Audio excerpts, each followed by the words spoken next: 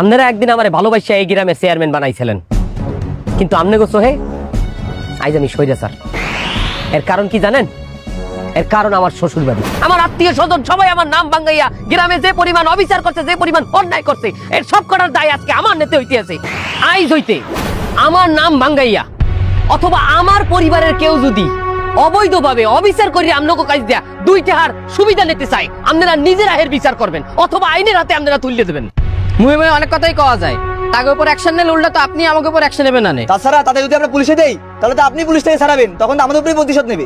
আমার কথা যদি আপনাকে বিশ্বাস না হয়, আপনারা প্রয়োজনে আমার কথা ভিডিও করে রাখেন, যাতে আমি এই স্টেটমেন্ট বদলাইতে না পারি।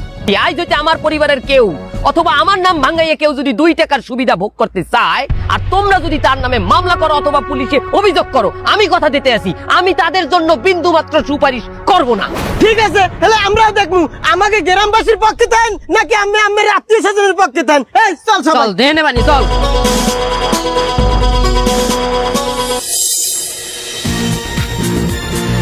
এই দে আজকে 2 প্যাকেট সিগারেট চান্দা দে।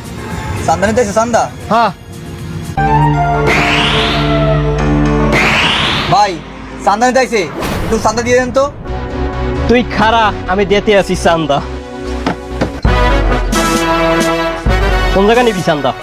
এই তুই আমার মারার জন্য মস্তান ভাড়া করেছিস, সন্ত্রাসী ভাড়া করেছিস।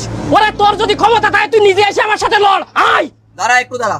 আয় দেই তোর কত পাওয়ার আছে। আয়